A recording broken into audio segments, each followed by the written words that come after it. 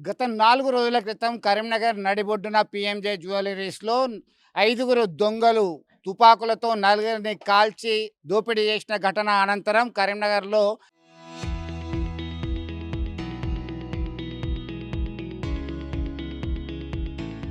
రాజకీయ నాయకుల మధ్య మాటల యుద్ధం తారాస్థాయికెళ్ళింది.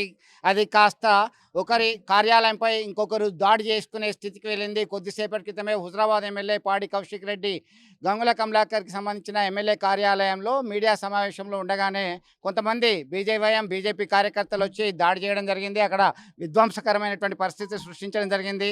వెంటనే స్పందించినటువంటి బీఆర్ఎస్ కార్యకర్తలు, నేతలు సైతం బీజేపీ కార్యాలయం వైపుకి పరుగున రావడం జరిగింది. దీంతో ఒక్కసారిగా ఉద్రిక్త పరిస్థితికి దారితీసింది. లాఠీచార్జ్ జరిగింది.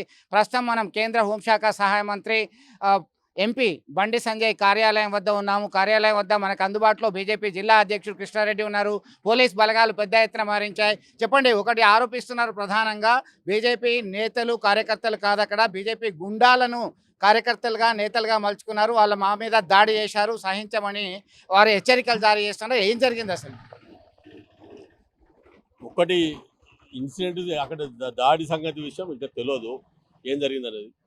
కాకపోతే కౌశిక్ రెడ్డి అనే వ్యక్తి వాళ్ళ నాయకుడిని ప్రసన్నం చేసుకోవడానికి నోరును అదుపులో పెట్టుకోకుండా ఇష్టానుసారంగా దుర్భాషలాడుతున్నటువంటి ఆ సంస్కృతి ఇప్పుడే కాదు, ఆయన ఏ నాయకుని ఎంబడి ఉంటే ఆ నాయకునికి జోకేటువంటి కార్యక్రమం ఆయన మొదలుచున్నటువంటి లక్షణము. గతంలో ఆయన వైఎస్ఆర్సీపీకి తెలంగాణ ఉద్యమ సమయంలో వైఎస్ఆర్సీపీ జగన్ రెడ్డికి జోకి ఇదే తెలంగాణ ఉద్యమ కారణం మీద మానుకోటలో రాళ్ల దాడి చేసినటువంటి వ్యక్తి, ప్యాంటు జిప్పినటువంటి నీచుడు పాడి కౌశిక్ రెడ్డి. ఇవాళ ఇవాళ నువ్వు ఈ కేటీఆర్ ప్రసన్నం చేసుకోవడానికి, కేసీఆర్ని ప్రసన్నం చేసుకోవడానికి, వాళ్ళ మెప్పు పొందడం కోసము కేటీఆర్ అనే వ్యక్తి ఇష్టానుసారంగా బండి సంజయ్ గారి గురించి మాట్లాడారు. ఇవాళ నువ్వు కూడా వ్యక్తిగతమైన దూషణలు చేస్తాయంటే దానికి ఆవేశంతో చేసినటువంటి కార్యకర్తలు అనేక మంది అభిమానించే నాయకుడు ఆయన. బండి సంజయ్ గారు నీలాగా దొరతనంతో వచ్చినటువంటి కాదు, కింది నుంచి వెళ్ళి సామాన్య కార్యకర్త నుంచి చిన్నతనం నుంచి ఏదైతే స్కూల్ దశ నుంచి వెళ్ళి ఒక దేశం కోసం, ధర్మం కోసం పనిచేసి ఒకటే జెండా గొడుగు కింద పనిచేసినటువంటి వ్యక్తి బండి సంజయ్ గారు. వారి గురించి మాట్లాడినప్పుడు ఎంతమంది కార్యకర్తలు ఇక్కడ వేల మందికి ఆరాధ్యమైనటువంటి నాయకుడు ఆయన కోసం ఎవరైనా ఆవేశపడి ఎవరైనా దానికి ఆయన మాట్లాడిన దానికి సహించలేక ఏమైనా జరుగుతుంటే దాని సంఘటన గురించి మనకు తెలియదు. ఎవరు ఈయన మీద దాడి చేసి, ఈ పిక్చర్ మీద ఎవరు దాడి చేసే పరిస్థితి బండి సంజయ్ గారికి అవసరం, భారతీయ జనతా పార్టీ కూడా అంత అవసరం లేదు. ఈయన జనాలే తరిమి కొట్టే రోజులు వచ్చేస్తున్నాయి. ఆయనకి అదే హుజరాబాద్లో వాళ్ళంతా కూడా ఒక అసహించుకుంటున్నారు. ఇవాళ మా ఎమ్మెల్యేనా ఈయననా మా ఎమ్మెల్యే అని చెప్పి. ఇవాళ నువ్వు 2.5 సంవత్సరాల నుంచి హుజరాబాద్కు రూపాయి తీసుకొచ్చినవి కాదు నువ్వు. ఇవాళ ప్రజాస్వామ్యబద్ధంగా ఎవరైనా ఒకరిపైన విమర్శలు, ప్రతి విమర్శలు, ఆరోపణలు, ప్రత్యారోపణలు చేయడం వరకు ఓకే.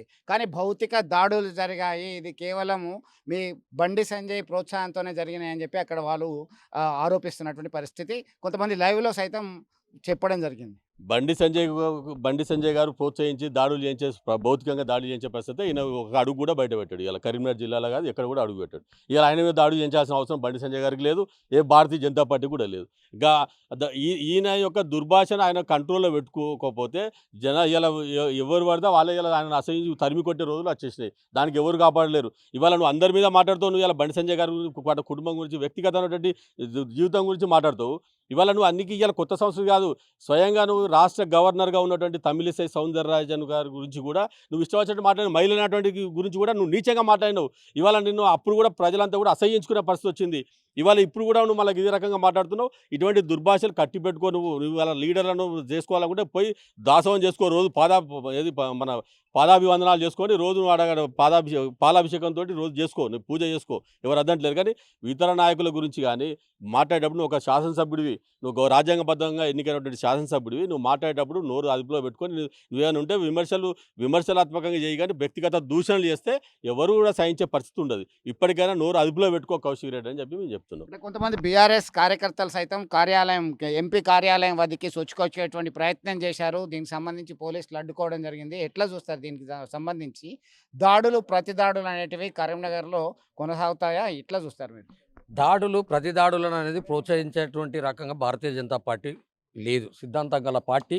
ఒక భారతీయ జనతా పార్టీ స్వయం సేవకగా కానీ, స్వతంత్రంగా కానీ, ఒక జాతీయవాదం కొరకు ఆనాడు నక్సలైట్లను ఎదిరించి పోరాడినటువంటి పార్టీ.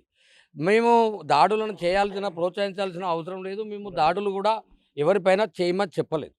ఏదైతే తను మాట్లాడిన ఒక ఎమ్మెల్యేగా గౌరవంగా ప్రెస్ మీట్ పెట్టాల్సి ఉందో నువ్వు ప్రెస్ మీట్ పెట్టి మాట్లాడిన గౌరవప్రదమైనటువంటి ఒక కేంద్ర మంత్రివర్యులు వారిని కుటుంబాన్ని వివిధ రకాలుగా అనేక రకాలుగా హింసించినట్టు మాట్లాడితే ఇది సరైంది కాదు అనేది ఉద్దేశంగా ఏంటంటే ఒక నాయకునికి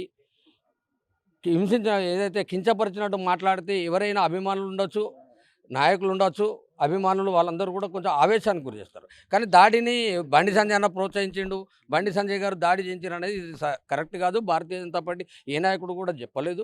ఆవేశంతో నువ్వు మాట్లాడిన మాటలను నీకున్నటువంటి గతంలో ఉన్నటువంటి నీ చరిత్రను కూడా తెలిసి వాళ్ళందరూ కూడా నువ్వు మాట్లాడిన మాటలకు వ్యతిరేకించారు తప్ప ఇటువంటి దాడులు ప్రతి దాడులకు మేము కూడా సిద్ధంగా లేము. దీన్ని ఇక్కడి నుంచే సంచిపోవాలన్న ఆలోచనతో కూడా మా నాయకత్వం మాకు తెలియజేస్తుంది. మొత్తం మీద దాడులు ప్రతి దాడులకి మేము పూర్తిగా వ్యతిరేకం. కేంద్రము వ్యక్తిగత దూషణల వల్లనే ఇంత దూరం తెచ్చుకున్నారని చెప్పేసి స్పష్టం చేస్తున్నటువంటి పరిస్థితి. మరికొంతమంది బీజేపీ నేతలు ఉన్నారు. చెప్పండి, మీరు ఎట్లా చూస్తారు దీనికి సంబంధించి?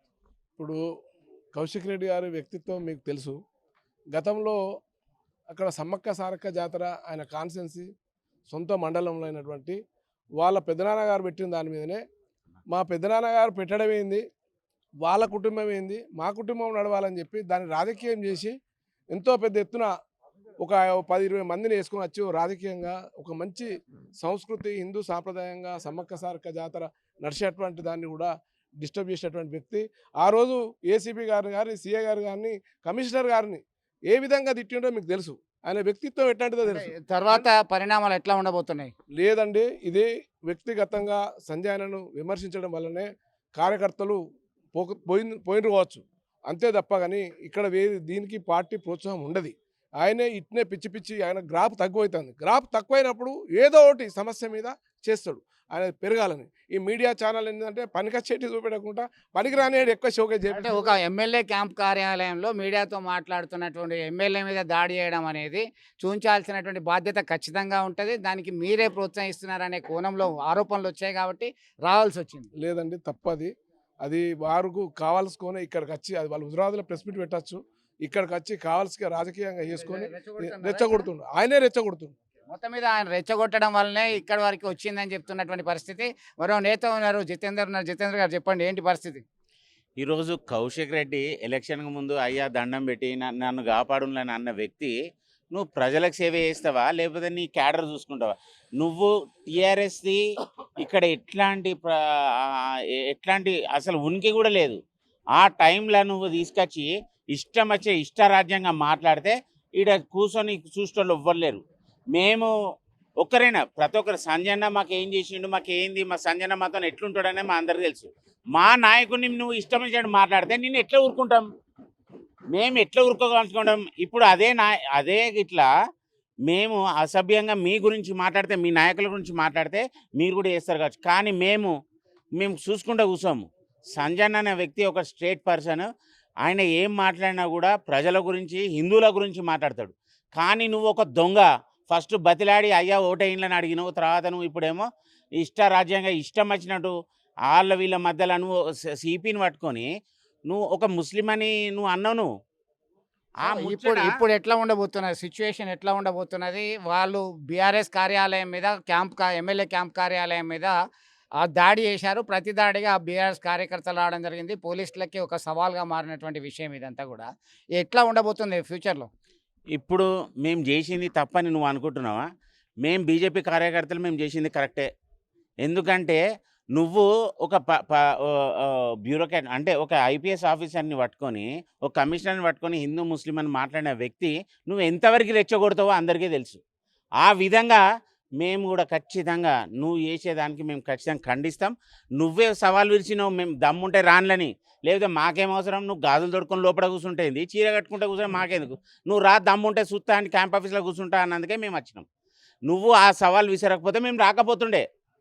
మొత్తం మీద దమ్ముంటే మీరు రండి సవాల్ చేసినటువంటి క్రమంలోనే తమ కార్యకర్తలు నేతలు వెళ్ళారు. తమ నేత కేంద్ర హోంశాఖ సహాయ మంత్రి బండి సంజయ్కి వ్యతిరేకంగా అవాకులు చెవాకులు మాట్లాడడం జరిగింది.